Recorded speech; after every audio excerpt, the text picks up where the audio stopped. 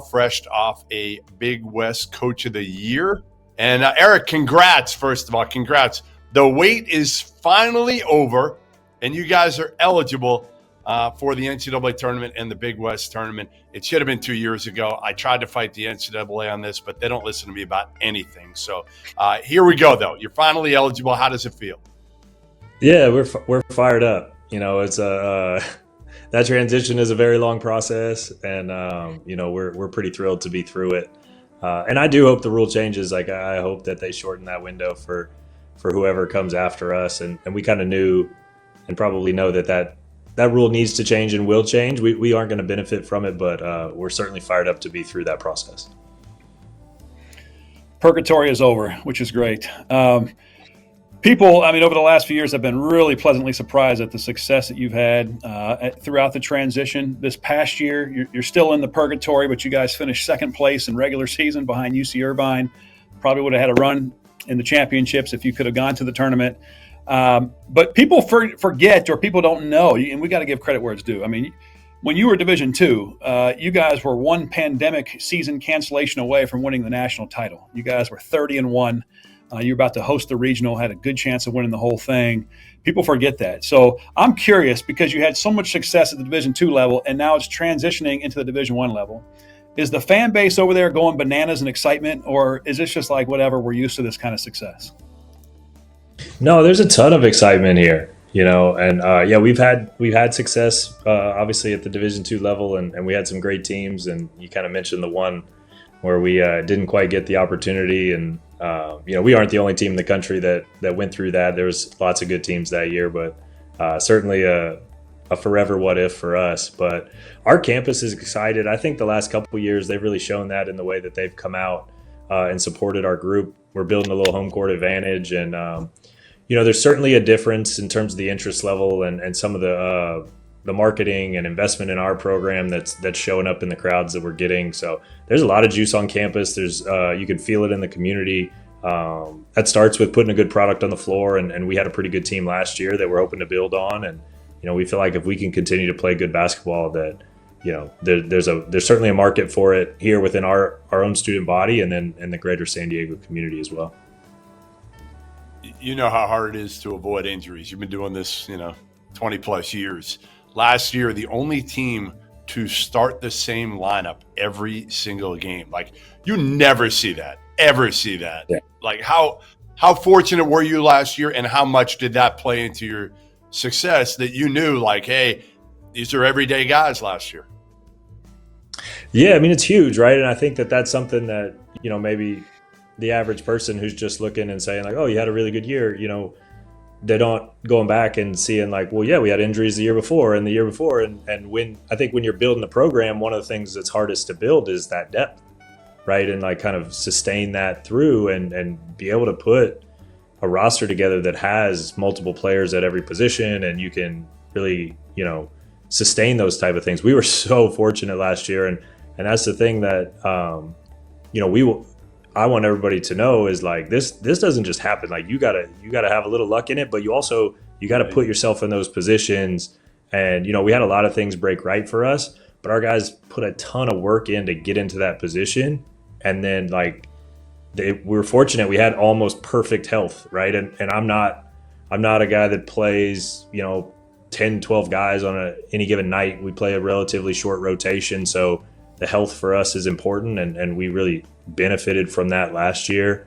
We had the two-time transfer rule was a thing that benefited us with Ty Magai, who I'm sure we'll talk about. So yeah, we had some things go right, but you gotta put in the work, do the things to give yourself a chance, and then when you get the break or two that kind of with your health or a guy getting eligible or whatever it is, you're in position to take advantage of it. I thought our guys did a great job of that last year, and hopefully we're a little bit deeper this time, and if necessary, could handle some bad luck. But maybe we can go 2 years in a row with no injuries. That'd be great too. You've had some of the best retention in the league. 9 returners, a few of them that played a lot of minutes for you. I know you graduated a couple all-conference players, but you also have a couple all-conference guys coming back. A lot of times when you're in Division II, you're trying to get Division I transfers to come play for you, but you've loaded the roster this year as a Division I program with a bunch of Division II guys. So I'm curious, is there any particular philosophy in focusing on these D2 guys over maybe some of the D1 guys in the transfer portal? Yeah, I mean, I think there's a few things that go into that. We have a history at Division II, so I think maybe we have a little different perspective on maybe how good some of those players are. You mentioned some of the teams we had at Division II. There's lots of guys that played for us at the Division II level that I know could be really successful in the Big West and are that level players. So we might value those guys a little more than, I don't know, the general college landscape, but I think that's sort of changing. We're not the only ones kind of looking at that market, but I do think we have a little bit of a unique perspective there. But really it's just, how do we put the best team together? Just like everybody else. I think some of the advantages though are in the experience level with some of the Division II guys. I think all 6 of our Division II transfers are probably going to finish this year. They've either already scored 1,000 points or they're like, within a few points of it. And so like, it's not just that they're playing big minutes, but they're playing those minutes in games that matter. They're the better players on their team. So they have the basketball in important spots. Like, they've played big roles. And so if you can get guys to buy into whatever the role is, that experience in different roles is super valuable. So like, it's almost like they have more experience or it's less of a learning curve, right? If, you get a transfer from, let's say, a high major who hasn't played a lot, I think their learning curve is a little different because they just haven't been on the floor. Now, once, maybe their upside is better and once they kind of figure it out, so I think you need a balance. But in terms of guys coming in ready to impact the game, I think some of these D2 guys who have played in those big moments and been asked a lot of by their previous teams are maybe a little prepared to step in right away and be successful. Yeah. Real quick, Eric, before we get to the interview with him, give me where is Aniwa made a big jump from last year to this year? He just is so in control of the game now. I think as a newcomer, especially early last year, he was kind of figuring out where do I impact it. He does a lot of things really well.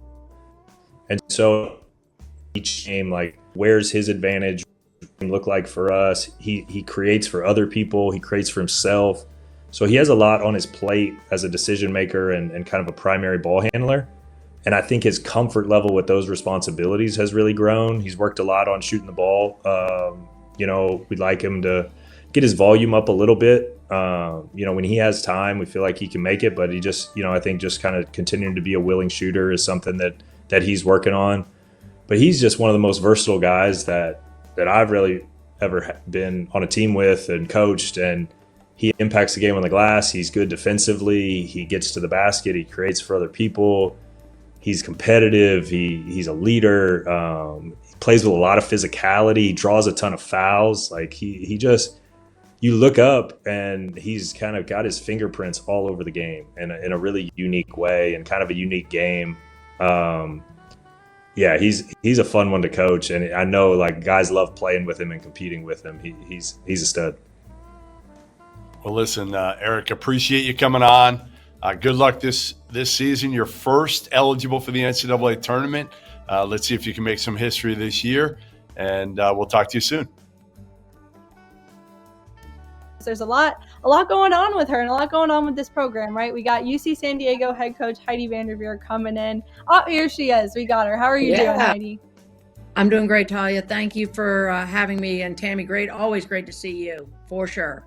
Yeah, you too, Coach. You too. Excited for you and what you get to finally do this year. Right? Yeah. It's been a long time coming. We are very excited. Well, I'm going to ask you about it right now since we've already alluded to it. I might as well get to the main event here. You've completed your 4-year transition to D1. You can now compete in the postseason. You can do all sorts of things. How exciting is this, and what has this 4-year-long process been like for you? I think it's been a little arduous, but we understood it going in. We are very excited for the opportunity to compete in a great league hopefully to compete for a Big West championship in March. That sounds kind of like it's been a long time coming. We haven't played in March in 4 years. We're used to doing it, and hopefully we'll obviously in a very competitive league have a chance to do it in Henderson. Coach, one of the themes in talking with other coaches about the situation at UCSD and having to put in that 4-year transition commitment is how impressed they have been with you and your staff and being able to recruit during that time when there's not a whole lot of promises, right? But now here you are with your ability to qualify for the Big West Championship if you get in that top 8, and then of course automatic bid to the NCAA. And I'm hoping you can help us all understand what those recruiting challenges were like, and how does that pivot now for you that this is all here?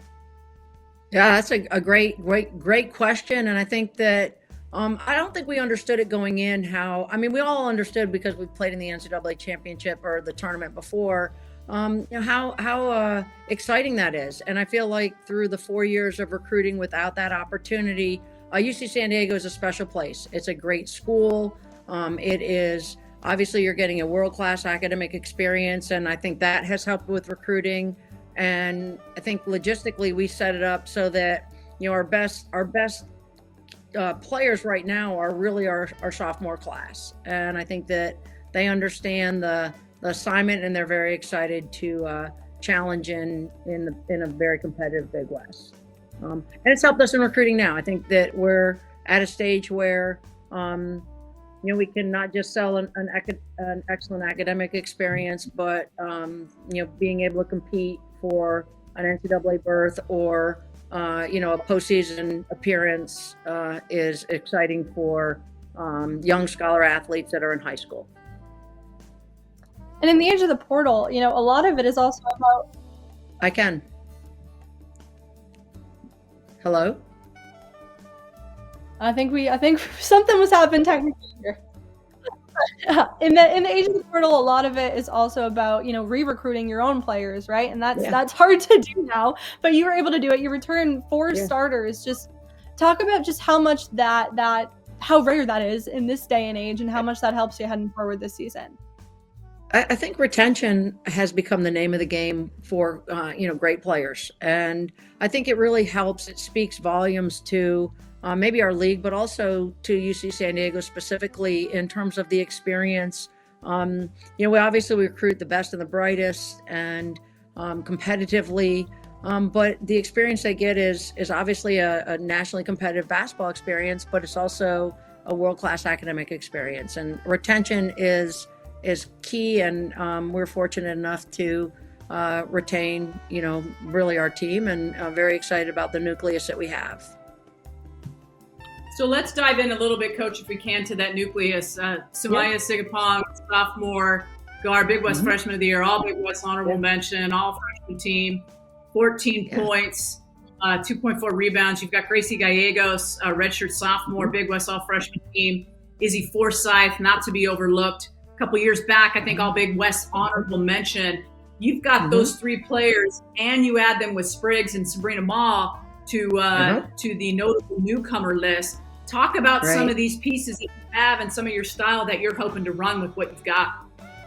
Well, I think that's great, Tammy. I mean, obviously you've done your homework. I've known you for 20-something years, and very glad that you're here to be an advocate for such a competitive league as the Big West is, and understand our team. I feel like we've spent the last 3 or 4 years developing competitive depth. Sumaya obviously is an excellent player, and I think she's only getting better, and we have surrounded her with really more complete talent with you mentioned Gracie Gallegos, who is now a sophomore, Janae Mahan, who was on the all-freshman team and had to redshirt last year. Rosa Smith is back healthy, and then adding Sabrina and Kayana really give us tremendous depth competitively. What did Kayana and Sabrina bring to this team? What excites you the most about them? Obviously, they're both, honorees in their previous, conferences, Big West or Mountain West.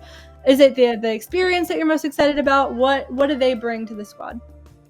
I think they do bring experience for sure. I mean, we were the really young team last year, and obviously hit some of the bumps in the road along the way.